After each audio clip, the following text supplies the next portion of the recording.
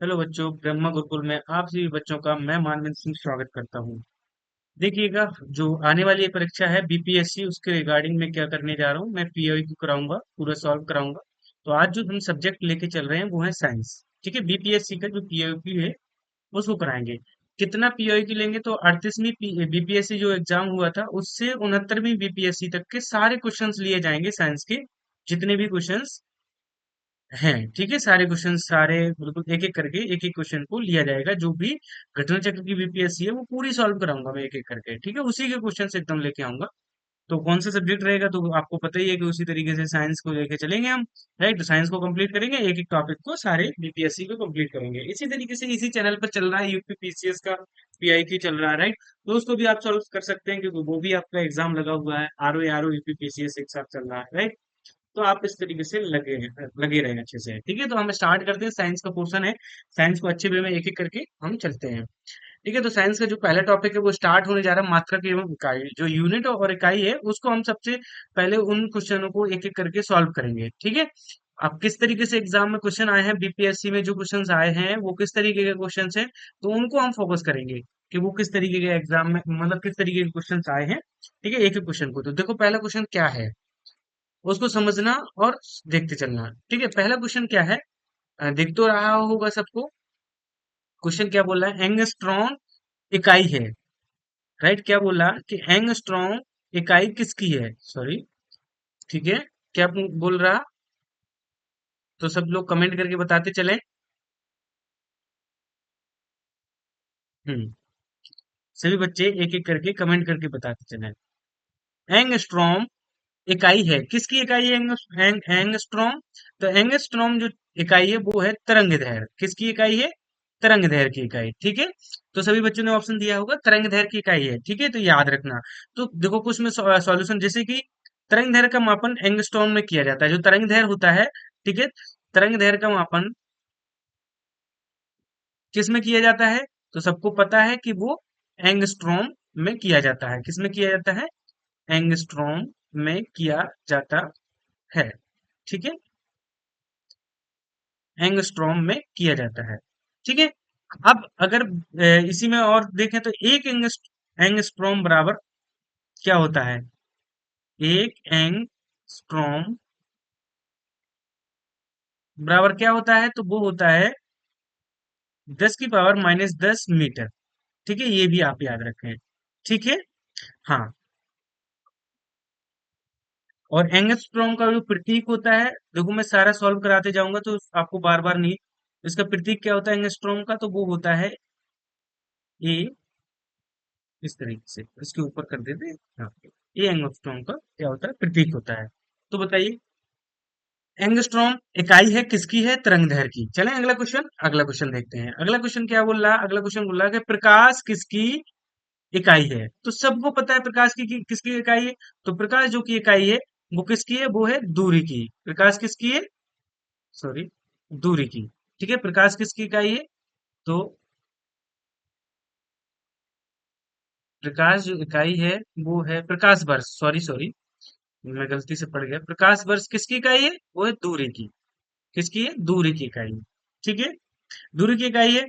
अब एक वर्ष में कितने मीटर होते हैं, एक प्रकाश वर्ष में कितने मीटर होते हैं, तो इसको भी याद रखो, तो सबको पता होना चाहिए। एक प्रकाश वर्ष में,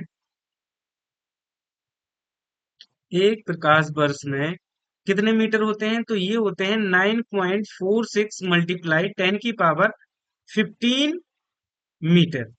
होते कि नहीं, बताओ। ये दो चीजें तो आपको याद रखना। प्रकाश वर्ष किसकी इकाई है, दूरी की। दूरी किस में नापी जाती है, तो प्रकाश वर्ष में नापी जाती है, मीटर में नापी जाती है। तो इसी तरीके से प्रकाश वर्ष किसकी इकाई है, तो समय की तो हो नहीं सकती। देखो इसमें जो ऑप्शन दे रखे हैं, जैसे कि, तो आपको मैं बताऊं कि देखो समय की तो हो नहीं सकती, राइट, गति की भी नहीं हो सकती प्रकाश वर्ष, प्रकाश की तीव्रता की भी नहीं हो सकती, और ये किसकी हो सकती है, ये दूरी की हो सकती है। किसकी हो सकती है, दूरी की हो सकती है। ठीक है, चलें अगले क्वेश्चन की ओर। अगला क्वेश्चन देखते हैं। देखो सेम क्वेश्चन रिपीट किया। प्रकाश वर्ष इकाई है किसकी, सबको पता है, दूरी की, आयु की, समय की, प्रकाश की तीव्रता की। तो इसकी आंसर क्या होगा, दूरी की। ठीक है, ओके, कंफर्म है। हाँ, अगले क्वेश्चन की ओर चलते हैं।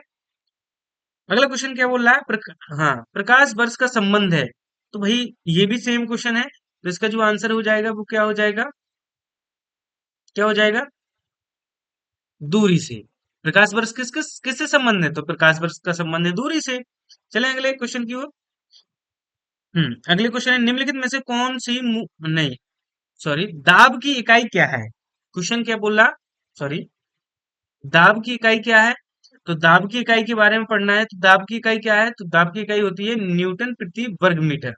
दाब की इकाई क्या होती है, न्यूटन प्रति वर्ग मीटर। दाब की इकाई होती है न्यूटन, न्यूटन होती है न्यूटन प्रति वर्ग मीटर। ठीक है, ये दाब की क्या होती है, इकाई होती है।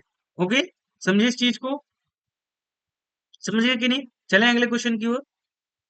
अगला क्वेश्चन है दाब का मात्रक। दाब का मात्रक पूछा है, तो तुम्हें पता है कि दाब की इकाई अभी मैंने बताई है, राइट।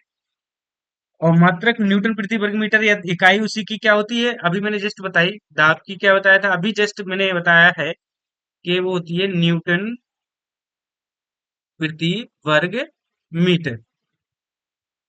समझे, ये क्या होती है, दाब की इकाई होती है या मात्रक होता है। और इसको एक तरीके से पास्कल भी कहते हैं। क्या कहते हैं इसको, एक तरीके से पास्कल भी, क्या कहते हैं, पास्कल भी कहते हैं। ओके, समझ गए। तो न्यूटन प्रति वर्ग मीटर भी बोल सकते हैं इसको, और पास्कल भी बोल सकते हैं। तो इसमें क्वेश्चन क्या है, इसमें इसमें से सर्च करना, तो ये गलत है, ये भी गलत है, ये सारी गलत है। और इसका जो आंसर होगा वो होगा ऑप्शन नंबर ई। ठीक है, आगे चले, अगला क्वेश्चन देखेंगे। दिख रहा है ना सब बच्चों को क्वेश्चन। ठीक है, मैं इसलिए इतना क्वेश्चन रखता हूँ क्योंकि साइड में लिखना भी जरूरी है, क्योंकि सारी चीजें समझाते चलूंगा एक एक करके। क्वेश्चन क्या है, निम्नलिखित में से कौन सी अदिश राशि है। राइट, क्वेश्चन क्या पूछा है, अदिश राशि है। राइट, तो अदिश राशि कौन सी हो सकती है, तो बल, दाब, वेग, या त्वरण, या उपयुक्त में से कोई नहीं, या उपयुक्त में से एक से अधिक। तो मैं आपको बताना चाहूंगा कि इसमें से जो अदिश राशि है वो कौन सी है, वो है दाब। दाब कैसी राशि है, अदिश राशि है। ठीक है, अब इनको मैं समझाने की कोशिश करूंगा कि बे राशियां, समझना, बे राशियां जिनको व्यक्त करने के लिए दिशा एवं परिणाम, परिमाण की, दोनों की आवश्यकता होती है, वो सदिश राशियां कहलाती हैं। देखो, सदिश सदिश दोनों देखने की कोशिश करना, सदिश कौन होती हैं और अदिश कौन होती हैं।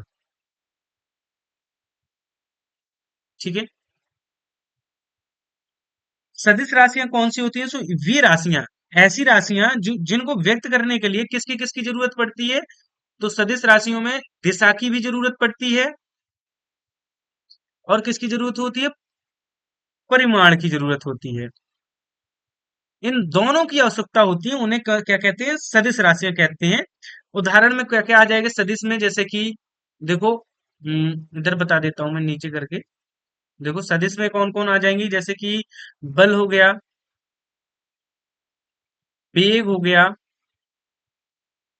विस्थापन हो गया, याद कर रखना। ठीक है, विस्थापन हो गया,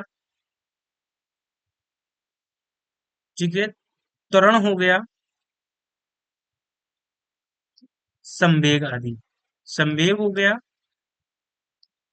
ये सारी राशियां क्या होती हैं, ये सारी राशियां होती हैं सदिश राशियां। अदिश राशियां कौन होती हैं, तो वे राशियां या जिन राशियों को व्यक्त करने के लिए केवल परिमाण की आवश्यकता होती है। देखो, अदिश राशियों में केवल किसकी जरूरत होती है, परिमाण की जरूरत होती है। ठीक है, परिमाण की जरूरत होती है, तो वो राशियां क्या कहलाती हैं, अदिश राशियां कहलाती हैं। जैसे कि एग्जाम्पल में बताया मैंने, इसका आंसर तो दाब ही है, तो ऑप्शन में मतलब उदाहरण में, एग्जाम्पल में हम लिख सकते हैं दाब, आयतन, सॉरी, आयतन, दाब हो गया, आयतन हो गया, और चाल हो गया, दूरी हो गया, है ना। तो चाल हो गया, दूरी हो गया, आदि। ठीक है, ये कौन सी होती हैं, ये अदिश राशियां होती हैं। देखो,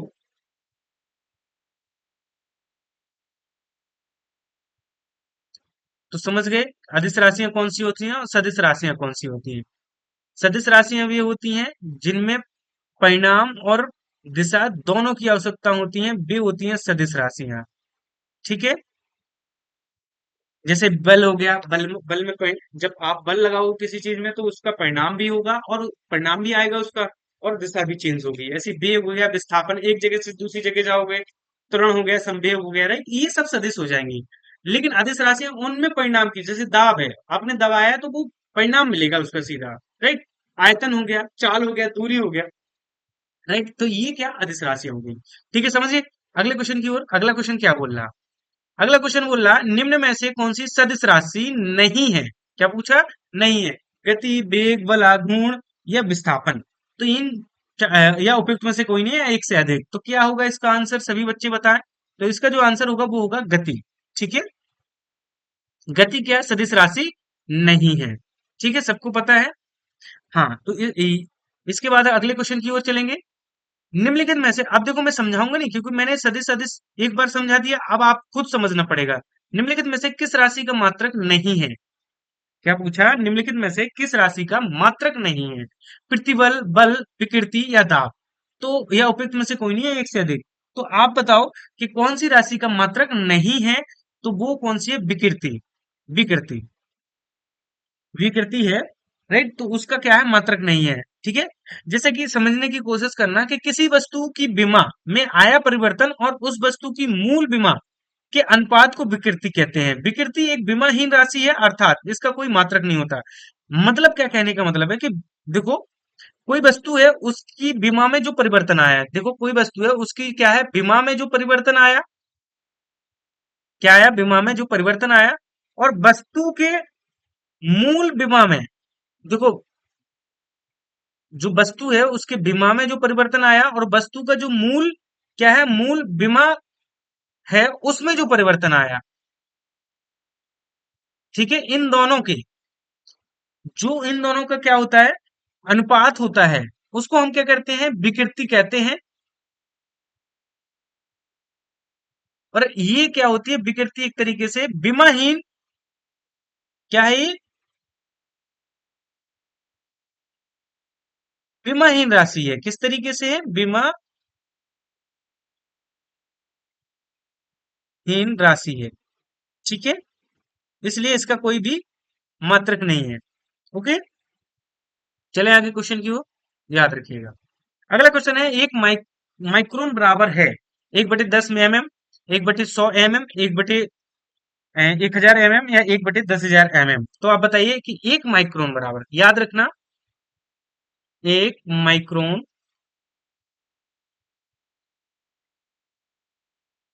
बराबर कितना होता है। तो एक माइक्रोन बराबर होता है 1/1000 mm। ठीक है, याद रखना। आप क्या, तो सिर्फ कैसे निकाला, तो इसको निकाल के बताऊं। तो हम्म,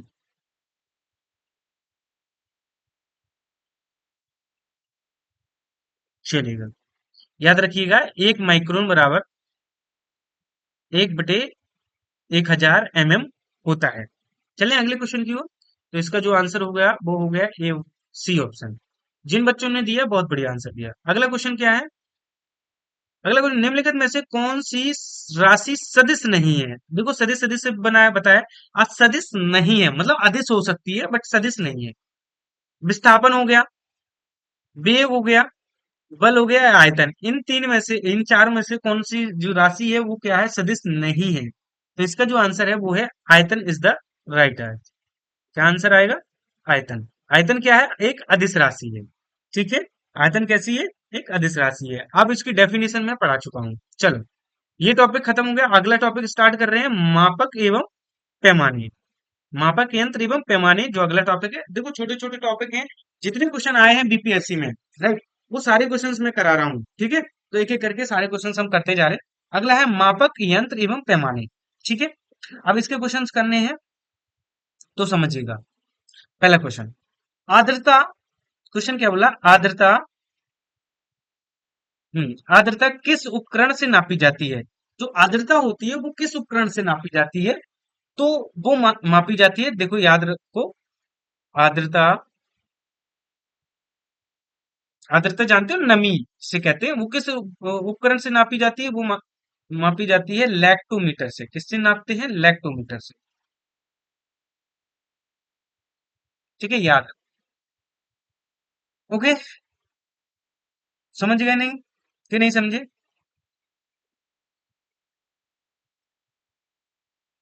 हाँ, ठीक है। आर्द्रता किससे नापी जाती है? लैक्टोमीटर से।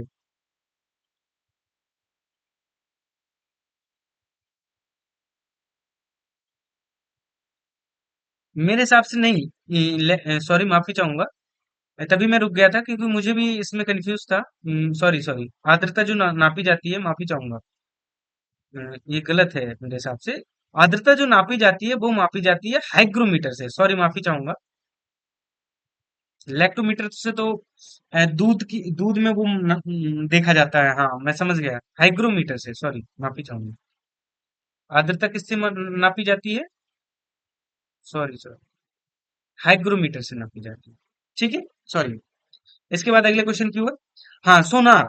अगला बहुत अच्छा क्वेश्चन है जो काफी बार एग्जाम में आया, यूपीपीसीएस और बीपीएससी बहुत सारे एग्जामों में आया। सोनार तकनीक।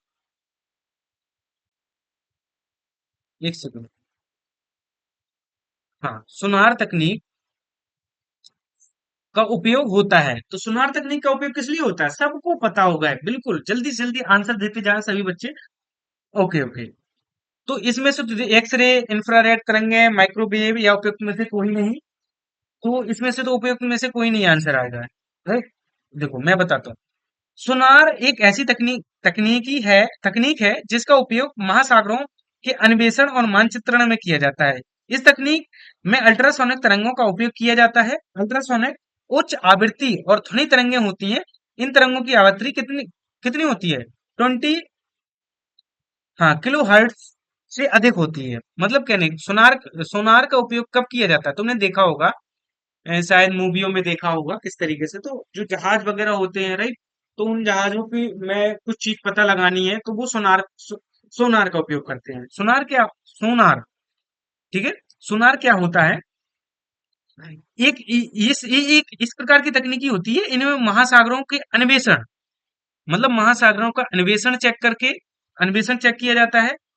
हाँ, अन्वेषण तथा मानचित्रण किया जाता है। ठीक है। हाँ, मानचित्रण में इसका उपयोग किया जाता है। ठीक है, ये चीज समझे। और इसमें क्या होता है, इस तकनीक में अल्ट्रासोनिक तरंगों का उपयोग करते हैं। तो कभी क्वेश्चन आ जाए कि सोनार में कौन सी तरंगों का उपयोग करते हैं, तो इसमें अल्ट्रासोनिक तरंगों का उपयोग करते हैं।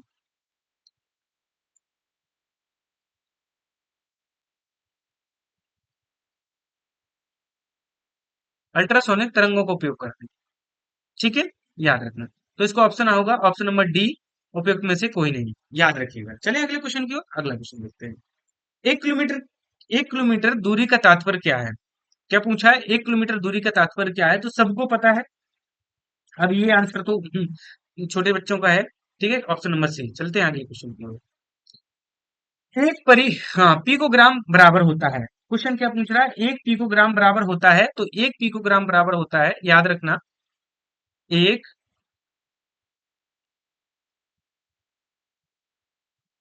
पिकोग्राम बराबर होता है 10 की पावर -12 ग्राम। याद रखना, 1 पिकोग्राम बराबर क्या होता है? 10 की पावर -12 ग्राम। ठीक है, याद रखोगे कि नहीं? हाँ, है ना? अगले क्वेश्चन की ओर। अगला क्वेश्चन। अगला क्वेश्चन है, निम्नलिखित में से कौन सा सही मेल है? क्वेश्चन क्या बोल रहा कि निम्नलिखित में से कौन सा सही मेल देखना है। तो सभी बच्चे एक बार देखते चलो कि कौन सा सही मेल है। बताइए और सब पढ़ के। हाँ, क्वेश्चन नंबर 6 बोल रहा है कि कौन सा सही मेल है। तो देखो उसने क्या किया कि सही मेल पूछा है, ठीक है। तो विद्युत मीटर लिखा है, इसके सामने लिख दिया विद्युत ऊर्जा से यांत्रिक ऊर्जा। फिर लिखा है सुरक्षा फ्यूज, तो विद्युत धारा का तापीय प्रभाव। फिर लिखा विद्युत जनरेटर, उसमें लिखा विद्युत चुम्बकीय प्रेरण। और फिर डी लिखा है उपयुक्त में से एक से अधिक।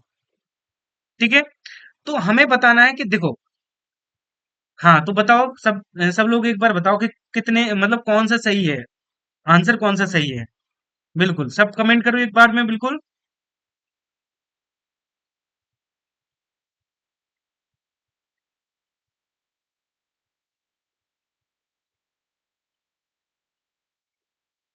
हाँ बिल्कुल, कमेंट कर दो सारे बच्चे। बिल्कुल। देखो, आप कमेंट करते हैं विद्युत मोटर का काम क्या होता है आप बताओ, सबको पता होगा। देखो आप कहोगे, मैं वेट कर रहा हूँ। विद्युत मोटर का काम होता है विद्युत ऊर्जा को किस ऊर्जा में, बिल्कुल विद्युत ऊर्जा से यांत्रिकी ऊर्जा। ठीक है। हाँ बिल्कुल, ये बिल्कुल सही है। दूसरा है सुरक्षा फ्यूज। तो ये क्या, विद्युत धारा का तापीय प्रभाव चेक करता है। फ्यूज किस लिए लगाए जाते हैं कि विद्युत धारा का तापीय प्रभाव चेक करते हैं। फिर विद्युत जनरेटर, ये क्या करता है, विद्युत चुम्बकीय प्रेरण का काम करता है, बिल्कुल करता है। तो इसका जो आंसर होगा वो होगा ऑप्शन नंबर डी, उपयुक्त में से एक से अधिक। ओके, तो सब समझ गए होंगे। देखो, विद्युत मोटर का काम क्या है, विद्युत ऊर्जा से से यांत्रिकी ऊर्जा। सुरक्षा फ्यूज, विद्युत धारा का तापीय प्रभाव। विद्युत जनरेटर, विद्युत चुम्बकीय प्रेरण। या फिर और डी है उपयुक्त में से एक से अधिक। तो तीनों सही है, तो एक से अधिक हो जाएगा। हाँ, इसका आंसर सबको पता है, ऑडियो मीटर क्या नापता है। जल्दी कमेंट करें, ऑडियो मीटर क्या नापता है। बिल्कुल बिल्कुल, कमेंट करें एकदम स्पीड के साथ। तो ऑडियो मीटर क्या नापता है, ध्वनि की तीव्रता। ठीक है, याद रखो। ऑडियो मीटर एक द्वारा ध्वनि की तीव्रता का मापन किया जाता है। ठीक है, मापन किया जाता है। इसी प्रकार स्टेथोस्कोप, जो स्टेथोस्कोप है उससे क्या नापा जाता है आप बताओ। तो इसमें ऑप्शन दिया है हृदय की गति। तो हृदय की गति को किससे नापते हैं, स्टेथोस्कोप। स्टेथोस्कोप। ठीक है। हाँ, स्टेथोस्कोप हो गया। इसके बाद हृदय की गति। और अब उसके बाद देखते हैं वायुमंडल दाब किससे नापते हैं। तो वायुमंडल दाब हम नापते हैं बैरोमीटर से। बैरोमीटर से। ठीक है, बैरोमीटर से वायुमंडल दाब। और ऊंचाई का मापन बचा है, ऊंचाई। तो ऊंचाई किससे माप, अरे सबको पता हो गया यार, ऊंचाई अल्टीमीटर। ठीक है, और ये तो पता ही है आप सभी बच्चों को, ऑडियोमीटर।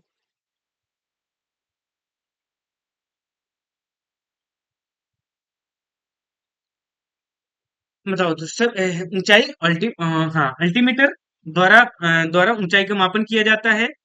वायुमंडलीय दाब बैरोमीटर। ठीक है, और हृदय की गति को तो पता ही है, स्टेथोस्कोप।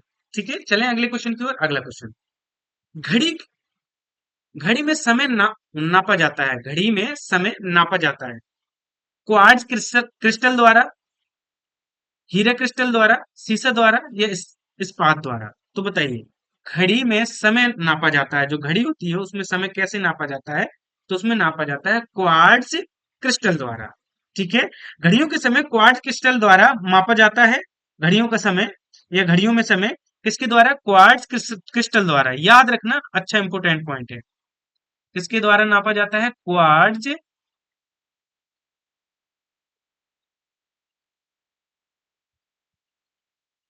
क्रिस्टल द्वारा। ठीक है,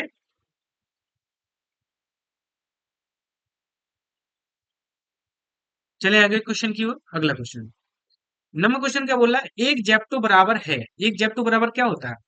तो एक जेप्टो बराबर क्या होता है, तो एक जेप्टो बराबर होता है, एक बार लिख लो, एक जेप्टो बराबर, जिसको पता हो वो कमेंट करके बताओ क्या होता है। तो एक जेप्टो बराबर होता है 10 की पावर -21। मतलब एक जेप्टो किसके बराबर होता है, 10 की पावर -21 के बराबर होता है। ठीक है, अगर 10 की पावर -21 लिखा है तो समझो कि वो एक जेप्टो है। समझे कि नहीं, बताओ। चलें अगले क्वेश्चन की ओर। अगला, हाँ पेंडुलम। पेंडुलम घड़ी की समाप्ति दोलन काल होती है। कितनी होती पेंडुलम घड़ी की समाप्ति बताइए। सबको पता होगा, पेंडुलम आपने हाई स्कूल में पढ़ा होगा पेंडुलम के बारे में। तो वो होती है 2 सेकंड। बिल्कुल 2 सेकंड, जिस बच्चे ने बताया वेरी गुड, एकदम करेक्ट आंसर। ठीक है, पेंडुलम की क्या होती है, पेंडुलम के जो समाप्ति या दोलन काल होता है वो 2 सेकंड होता है। पेंडुलम घड़ी की समाप्ति 2 सेकंड होती है।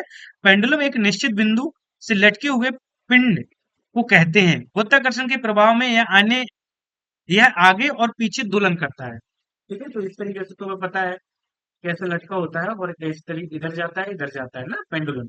इसका 2 सेकंड होता है, इसका दोलन काल होता है। ठीक है, हाँ, समझ गए। अगले क्वेश्चन की ओर चले। अगला टॉपिक है, वो पढ़ने जा रही है यांत्रिकी। यांत्रिकी का क्वेश्चन देखेंगे। क्वेश्चन क्या बोला है, यांत्रिकी में निम्नलिखित में से कौन सा न्यूटन की गति के तीसरे नियम का उपयोग करता है। मतलब निम्नलिखित में से कौन सा न्यूटन की गति के तीसरे नियम का उपयोग करता है, कौन? तीरंदाजी, अंतरिक्ष रॉकेट, बेंचू हाँ बेंचुरीमीटर, या उपयुक्त में से एक से अधिक, या उपयुक्त में से कोई नहीं। ठीक है, तो बताओ इसमें से क्या आंसर हो सकता है। तो देखो, जो न्यूटन की गति के तीसरे नियम का पालन कौन करता है, तो हाँ सब लोग कमेंट करके बताओ। पहली बात, न्यूटन की गति का तीसरा नियम कहता क्या है, पहला ये समझो। तो प्रत्येक क्रिया, समझना, प्रत्येक क्रिया, मैं लिख के बताता हूं, प्रत्येक क्रिया के लिए, प्रत्येक क्रिया के लिए, सॉरी, के लिए एक समान,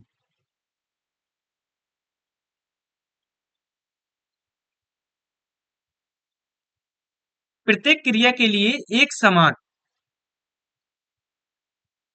और विपरीत प्रक्रिया,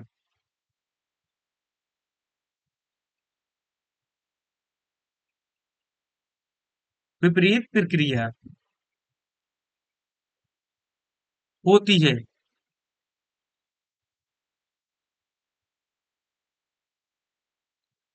देखो, न्यूटन का तीसरा नियम क्या कहता है कि प्रत्येक क्रिया के लिए एक समान, प्रत्येक क्रिया के लिए एक समान और विपरीत प्रक्रिया होती है। तो ये कौन फॉलो करता है, ये फॉलो करती है तीरंदाजी। ठीक है, ये क्या करती है, तीरंदाजी फॉलो करती है। राइट, तीरंदाजी में न्यूटन की गति के तीसरे नियम का उपयोग होता है। जो तीरंदाजी होती है, राइट, तीरंदाजी होती है, उसी में न्यूटन का जो तीसरा नियम है उसका यूज किया जाता है तीरंदाजी में। ठीक है, याद रखिएगा। तो कभी क्वेश्चन आ जाए कि तीरंदाजी में कौन से न्यूटन के कौन से नियम का पालन होता है, तो तीसरे नियम का पालन होता है। न्यूटन का जो तीसरा नियम है, आपने पढ़ा होगा, प्रत्येक क्रिया के लिए एक, प्रत्येक क्रिया के लिए एक समान और विपरीत प्रक्रिया होती है। मतलब प्रत्येक क्रिया के लिए एक एक समान होती है और विपरीत प्रक्रिया होती है। ठीक है, जब खींचते हैं हम तीरंदाजी में, पीछे खींचते हैं, राइट, तो विपरीत प्रक्रिया होती है। समझ रहे हैं? तो आप समझे होंगे कि न्यूटन का तीसरा नियम क्या होगा। अब बाकी समझने वाले समझ चुके होंगे, और नहीं समझा तो फिर थोड़ा गहन अध्ययन करना पड़ेगा आपको, क्योंकि इतना हार्ड चीज ने नहीं है जो आपको बहुत ज्यादा डीप में मतलब सोचना पड़े। गति को सर्वप्रथम किसने परिभाषित किया, गति को सर्वप्रथम किसने परिभाषित किया, तो इसका आंसर बताओ सब लोग। तो सबको पता है कि गति को जो परिभाषित सबसे पहले किया वो गैलीलियो ने किया था। किसने किया था, गैलीलियो ने। गैलीलियो ने, सॉरी, गैलीलियो ने सर्वप्रथम एक समान रेखीय गति को परिभाषित किया था कि नहीं, जिसके अनुसार प्रत्येक इकाई समय के, समय में तय की गई दूरी को गति कहते हैं। मतलब क्या कहने का मतलब, कि एक समय में की गई दूरी तय करते हैं ना, तो दूरी को, तो उसको क्या कहते हैं, स्पीड कहते हैं, गति कहते हैं कि नहीं। तत्पश्चात न्यूटन ने पिंडों एवं वस्तुओं की गति का वर्णन करने के लिए गति के नियम का प्रतिपादन किया। तो बस हमें याद करना कि गति के नियम किसने दिए, नियम तो दिए भैया न्यूटन ने, लेकिन गति शब्द का सर्वप्रथम परिभाषित किसने किया था, वो किया था गैलीलियो ने। दोनों पॉइंट आपके तैयार हो गए होंगे, बताओ सही बात है कि नहीं। चले आगे, बिल्कुल। अगला क्वेश्चन है, बल गुणनफल है, भैया बल किसका गुणनफल है भाई। अब ये क्वेश्चन तो नहीं बता सकते, ये तो आप खुद बताएं। तो ऑप्शन नंबर बी होगा सही। अब मैं क्या बताऊं, बताना पड़ेगा क्या। भैया बल द्रव्यमान और त्वरण का गुणनफल होता है। एफ बराबर क्या होता है, एम ए। अब जिसको ये पता है वो समझ जाएगा, एम क्या है, मास, ए फोर क्या है, एक्सीलरेशन, त्वरण। ठीक है, तो option number B is the correct answer. चले आगे। अगला क्वेश्चन क्या हुआ, त्वरण ज्ञात करने का सही सूत्र कौन सा है। त्वरण ज्ञात करना है तो उसके लिए सही सूत्र क्या है, तो आपने ये भी पढ़ा होगा सबको। देखो, आपने अगर पढ़े हैं तो आपके वही क्वेश्चन है जो रिपीट हो रहे हैं बार बार। तो त्वरण ज्ञात करने का जो सही फार्मूला है वो है a is equal to v minus u by t. ठीक है, तो option number A is the right answer. याद रखना, तो अगर त्वरण ज्ञात करना है तो a is equal to v minus u by t, ये इससे आपको क्या निकलेगा, त्वरण निकल आ जाएगा। ठीक है, चले आगे क्वेश्चन की ओर। वॉशिंग मशीन का कार्य सिद्धांत क्या है? जो वॉशिंग मशीन है उसका कार्य सिद्धांत क्या है? तो विपरीत परासरण, प्रसार या उपकेंद्रण, अपकेंद्रण या अपोहन। तो बताओ, या उपयुक्त में से कोई नहीं है, एक से अधिक। तो वॉशिंग मशीन कार्य कैसे करती है? याद करो, आपने पढ़ा होगा लेकिन नहीं पढ़ा तो मैं बता देता हूँ। देखो वॉशिंग मशीन, देखो किस सिद्धांत पे काम करती है वो? उपकेंद्रण के सिद्धांत पे काम करती है। ठीक है, वॉशिंग मशीन उपकेंद्रण के सिद्धांत पर कार्य करती है। वह प्रतिक्रिया बल जो परिणाम के अभिकेंद्री बल के बराबर होता है, परंतु जिसकी दिशा अभिकेंद्री बल के विपरीत होती है, अभिकेंद्रीय बल कहलाता है। कपड़ा साफ करने की मशीन, देखो कौन कौन, कपड़ा साफ करने की मशीन, दूध से मक्खन निकालने की मशीन आदि उपकेंद्रीय बल के सिद्धांत पर कार्य करती है। तो देखो वॉशिंग मशीन क्या करती है? घूम के कपड़ा साफ करती है, ऐसे पता है ना आपको, इस तरीके से। तो वो क्या करती है? एक उपकेंद्रीय बल पे काम करती है। जैसे अपने दूध वाली मशीन देखी हुई, दूध से दही बनाते हैं, राइट? तो वो किस पे काम करती है? राइट? तो वो दूध वाली जो मशीन होती है, राइट, तो वो भी जो मक्खन निकालती है ना दूध से, हाँ, दूध से मक्खन निकालते हैं, वो भी उपकेंद्रीय बल पे काम करती है। ठीक है, और उपकेंद्रण बल पे काम करती है। इसके बाद वो होती है क्या नाम, ये कौन सी मशीन होती है?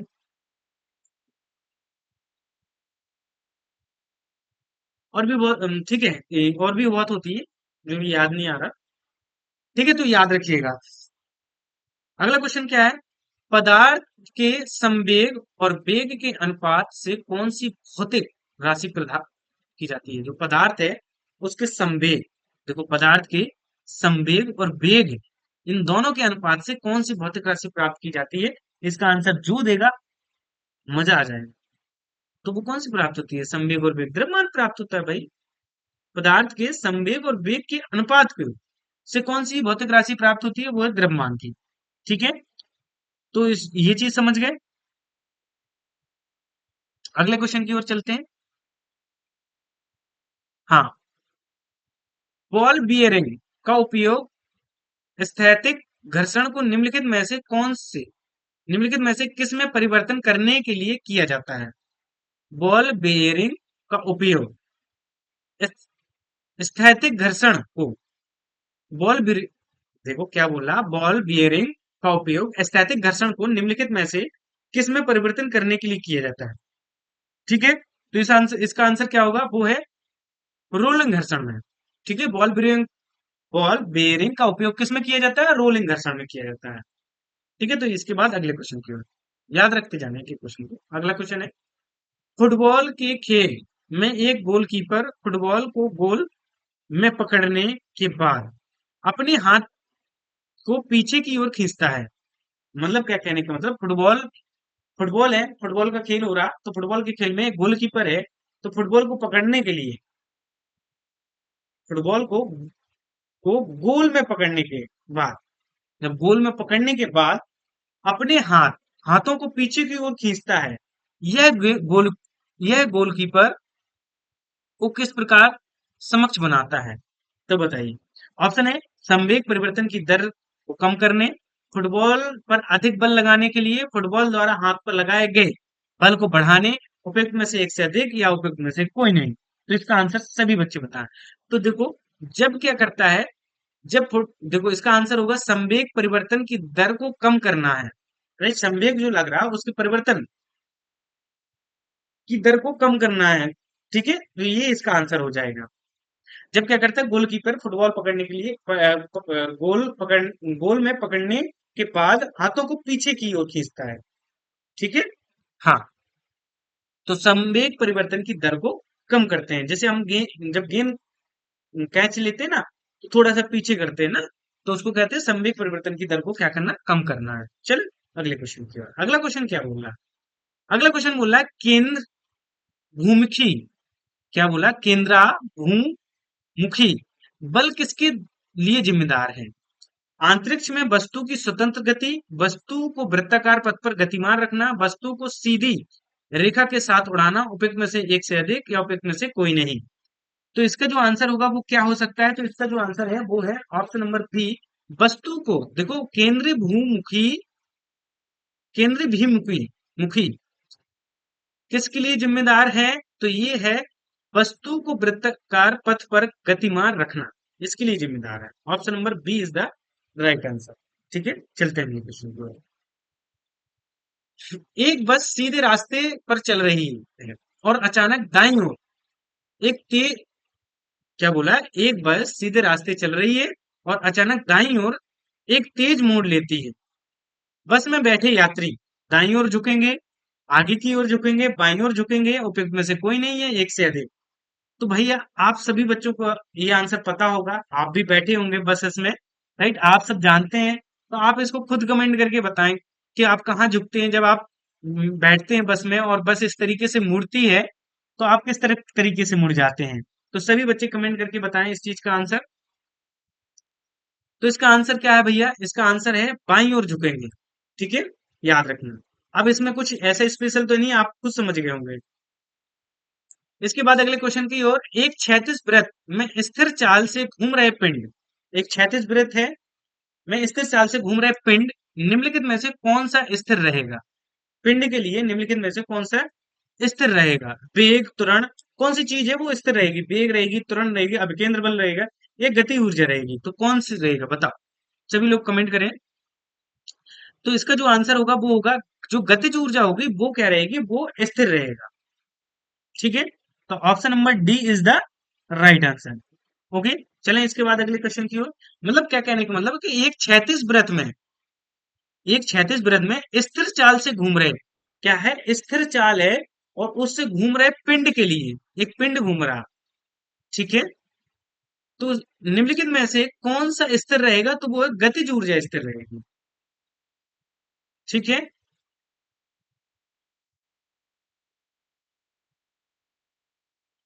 हम्म, समझ गए? चलें अगले अगले क्वेश्चन की ओर।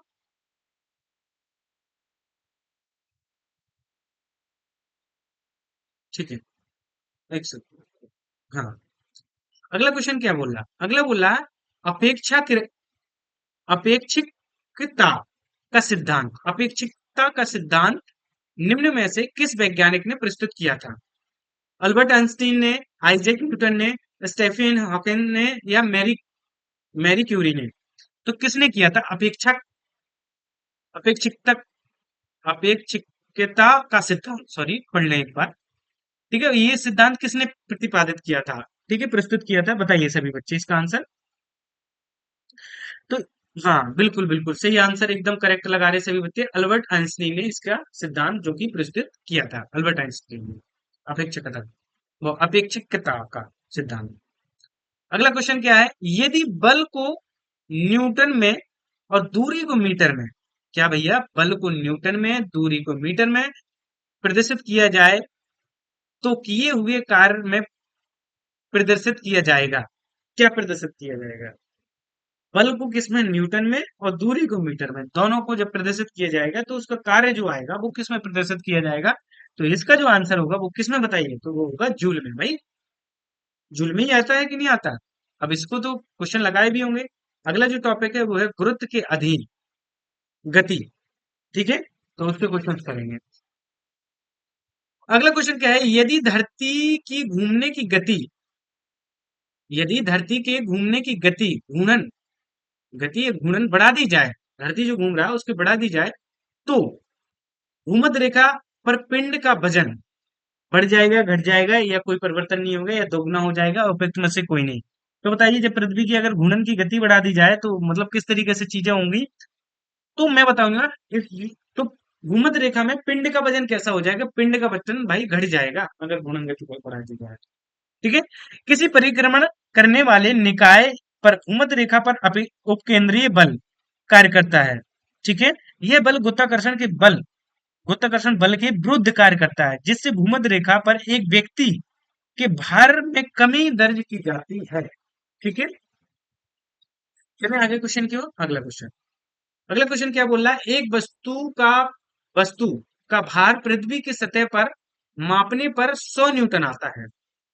ठीक है, इसका भार चंद्रमा की सतह पर मापने में कितना होगा? बताओ। ठीक है, तो ये इसका आंसर बताइए। तो इसका आंसर जो होगा वो होगा 16.7 न्यूटन। कितना आएगा? 16.7 न्यूटन आएगा। ठीक है, उसने कहा एक वस्तु का भार पृथ्वी की सतह पर मापने से 100 न्यूटन आता है। इसका इसका भार चंद्रमा की सतह पर मापने में कितना होगा? अब कैसे आएगा मैं बताता हूँ। ठीक है, सॉल्व करके बताता हूँ। वो तो मैंने एक तरीके से आंसर बता दिया, समझ लो सॉल्व करना। तो देखो, पृथ्वी की तुलना में चंद्रमा पर गुरुत्वाकर्षण गुरुत्वाकर्षण बल पृथ्वी के गुरुत्वाकर्षण बल का कितने गुना है? 1/6 गुना है। ठीक है, इतना से इसलिए चंद्रमा पर किसी वस्तु का भार पृथ्वी के भार का,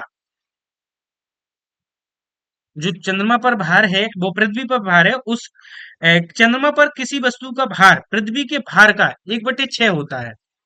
ठीक है, इतने गुना गुरुत्वाकर्षण का अंतर है। ओके, तो अगर भार निकालें हम, ठीक है, तो निकाल लो भाई। अगर हमें भार निकालना है, यहाँ निकाल देते हैं। भार निकालना है 1/6 मल्टीप्लाई कितना न्यूटन था? पृथ्वी पर सतह पर 100 न्यूटन था, और चंद्रमा पे जाएगा तो 1/6 का मल्टीप्लाई करा देंगे, डिवाइड करेंगे तो कितना आ जाएगा? 16.7 न्यूटन। तो अब मेन मुद्दा क्या याद रखना कि भैया, अगर आप समझे क्या कहने का मतलब है, कि पृथ्वी की तुलना में चंद्रमा पर गुरुत्वाकर्षण बल, जो गुरुत्वाकर्षण बल है पृथ्वी की तुलना में कितना गुना है, तो वो है 1/6 गुना चंद्रमा का। ठीक है, तो इसी तरीके से उसमें भार निकल आएगा 16.7 न्यूटन। बताओ सही है कि नहीं? तो हमें 1/6 जरूर याद रखना है, ये ज्यादा इंपॉर्टेंट है। चले अगले क्वेश्चन की ओर, चलो अगले क्वेश्चन की ओर। अगला क्वेश्चन क्या बोला? अलग अलग द्रव्यमान की दो वस्तुएं चंद्रमा की सतह के पास स्वतंत्र रूप से गिरने से क्या होता है? अलग अलग द्रव्यमान की दो वस्तुएं, देखो दोनों दो वस्तुएं हैं, दोनों का अलग अलग क्या है वेट, ये 2 kg है, ये 5 kg है। राइट, अब क्या है कि चंद्रमा की सतह पर गिरती हैं, स्वतंत्र रूप से गिरने से क्या होगा, उन पर प्रभाव क्या पड़ेगा? तो ये आंसर हमें बताना है। समान परिमाण के बल का अनुभव, अलग अलग त्वरण होगा, उनकी जड़त्व में परिवर्तन, किसी भी क्षण एक ही वेग होगा। तो इसका जो आंसर होगा वो होगा किसी भी क्षण एक ही वेग होगा। ये इज द राइट आंसर। आप कैसे उसको समझना? जब देखो, जब कोई पिंड मुक्त अवस्था में गिरता है, अगर कोई पिंड है वो क्या कर रहा है? मुक्त अवस्था में गिरता है। कैसे गिरता है? मुक्त अवस्था में गिरता है, तो उसका वेग केवल गुरुत्वाकर्षण द्वारा उत्पन्न त्वरण पर निर्भर करता है। जो जो मतलब जैसे कि जो गुरुत्वाकर्षण लग रहा, इस पे निर्भर करेगा। इतना फ्री है वो कि गुरुत्वाकर्षण पे निर्भर करेगा। ठीक है, जो गुरुत्वाकर्षण का त्वरण है ये उस पर निर्भर करेगा। ठीक है, पिंड का द्रव्यमान पर, और पिंड का जो द्रव्यमान होगा, इसका जो द्रव्यमान है इस पे निर्भर नहीं करेगा। ठीक है, ये चीज आप याद रखना। अतः मुक्त रूप से गिरने वाली वस्तुओं का वेग किसी भी क्षण समान होगा। अब मुक्त रूप से गिरेगी तो इसका जो वेग होगा वो किसी भी क्षण समान हो जाएगा। ठीक है, तो ये याद रखना। इसके बाद अगले क्वेश्चन की ओर। अगला क्वेश्चन क्या है? आप एक लिफ्ट में खड़े हैं, लिफ्ट के फर्श पर आपके भार दो, क्या बोला? आप एक क्या किस में खड़े हैं? लिफ्ट में खड़े हैं। लिफ्ट के फर्श पर आपके भार द्वारा लग रहा बल लिफ्ट के 9.8 मीटर प्रति सेकंड स्क्वायर के त्वरण के ऊपर जाते समय शून्य होगा। मतलब क्या? लिफ्ट के 9.8 मीटर प्रति सेकंड स्क्वायर के त्वरण के ऊपर जाते समय शून्य होगा। लिफ्ट के 9.8 मीटर प्रति सेकंड स्क्वायर के त्वरण के नीचे आते समय शून्य होगा। लिफ्ट के 9.8 मीटर प्रति सेकंड स्क्वायर के त्वरण के किसी भी दिशा में जाते समय शून्य होगा, या लिफ्ट के त्वरण के दर बदलने से प्रभावित नहीं होगा। तो इसका जो आंसर होगा, देखो, लिफ्ट के 9.8 मीटर प्रति सेकंड के त्वरण से नीचे आते समय शून्य हो जाएगा। जब नीचे आते हैं ना तो शून्य हो जाता है। ठीक है, तो option number B is the right answer. जिस बच्चे ने बताया बहुत बढ़िया आंसर बताया। हाँ जी, अगला क्वेश्चन देखेंगे। यदि एक रबर की गेंद और एक लकड़ी की गेंद निर्वात में एक समान ऊंचाई से स्वतंत्र एक साथ गिर गिर रही हो, किसकी हो? एक पंख एक पंख हो, पंख नहीं होता जैसे, ठीक है, मान लो कुछ भी बना दो। एक रबर की गेंद हो और एक लकड़ी की गेंद हो, तीनों गिर रही हैं नीचे एक समान ऊंचाई से तुरंत। तो पंख सबसे पहले जमीन पर पहुंच जाएगा, रबर की गेंद सबसे पहले जमीन पर पहुंच जाएगी, लकड़ी की गेंद सबसे पहले जमीन पर पहुंच जाएगी, तीनों एक साथ जमीन पर पहुंचेंगे, उपयुक्त में से कोई नहीं। बताइए इसका आंसर क्या हो सकता है? तो इसका जो आंसर होगा वो होगा, क्या होगा बताओ? हाँ, तो तीनों एक साथ जमीन पर पहुंचेंगे। ठीक है, कैसे? पूरा क्वेश्चन पूछो, निर्वात की बात कर रहा, निर्वात में, तो तीनों एक साथ। तो भाई अब निर्वात में सबको पता है, तो निर्वात की स्थिति में क्या है, निर्वात की स्थिति में वायु प्रतिरोधी शून्य हो जाता है, वायु नहीं रोकती है। ठीक है, वायु नहीं रोकती अपने आप, मतलब एक तरीके से वजन का समाप्ति हो जाना, वायु नहीं रोकेगी। पहले क्या है, वजन भी वायु रोकेगी, मतलब वायु प्रतिरोध शून्य हो जाए होने के कारण पंख, रबर और गेंद, लकड़ी की गेंद एक समान, एक समान ऊंचाई से स्वतंत्र रूप से साथ गिराए जाने पर तीनों एक साथ जमीन पर पहुंचेंगे, ताकि उनके अधिकतम वेग उनके द्रव्यमान से स्वतंत्र होगा। ठीक है, तो इसलिए, क्योंकि निर्वात में तो होता ही है। अब इसके बाद छठवां क्वेश्चन क्या है, महासागर में ऊंची जल तरंगें कैसे आती हैं? तो जो ऊंची जल तरंगें हैं ना, वो महासागर में किस तरीके से आती हैं, तो सभी बच्चे बताएंगे, भूकंप से, सूर्य से, तारों से या चंद्रमा से। तो भाई ये आती हैं चंद्रमा से। ठीक है, D option is the right answer. महासागर में ऊंची जल तरंगें कैसी आती हैं, तो ये आती है चंद्रमा से। अगले क्वेश्चन की ओर चलेंगे। जब एक पत्थर, क्या भैया, जब एक पत्थर को चांद की सतह से पृथ्वी पर लाया जाता है, क्या किया जाता है, चांद की सतह से पृथ्वी पर लाया जाता है, हाँ, तो इसका द्रव्यमान बदल जाता है, इसका भार जाएगा, परंतु द्रव्यमान नहीं, भार द्रव्यमान दोनों बदल जाएंगे, ना द्रव्यमान ना भार बदलेगा। तो इसका जो आंसर होगा वो होगा, इसका भार बदल जाएगा परंतु द्रव्यमान नहीं। ओके, ठीक है, समझ गए? इसके बाद अगले क्वेश्चन की ओर। चलो, आज के लिए इतना ही, आज की क्लास के लिए इतना ही हो जाएगा। जो अगला टॉपिक है वो मैं कल पढ़ाऊंगा, स्थूल पदार्थों का गुण। ठीक है, जो अगली अगली क्लास में होगा। आज के लिए इतना ही। बहुत सारे क्वेश्चन हमने कंप्लीट किए, आई थिंक 45 क्वेश्चन कंप्लीट कर चुके हैं, 45 क्वेश्चन इस क्लास में कंप्लीट किए। जो बीपीएससी में आए हुए क्वेश्चंस हैं, जो पुराने एग्जाम हुए हैं, उनमें जो पेपर हुए हैं उनमें आए हैं। 38वीं बीपीएससी परीक्षा से 69वीं बीपीएससी परीक्षा में जो क्वेश्चंस आए हैं, उन क्वेश्चन को मैंने एक एक करके सारों को कराया है। राइट, अगर कोई भी प्रॉब्लम होती है तो आप कमेंट करके जरूर बताएं। आज के लिए इतना ही। Thank you so much everyone. मजा आया हो आपको क्लास में? इस तरीके से रोज जुड़े और चल रही है क्लासेस, आपके ब्रह्मा गुरुकुल चैनल पर सारी क्लासेस कराई जा रही हैं। ठीक है, आप पढ़िए, पढ़ते रहिएगा। ठीक है, तो आज के लिए इतना ही, मिलते हैं, बाय बाय, अच्छे अगली क्लास में।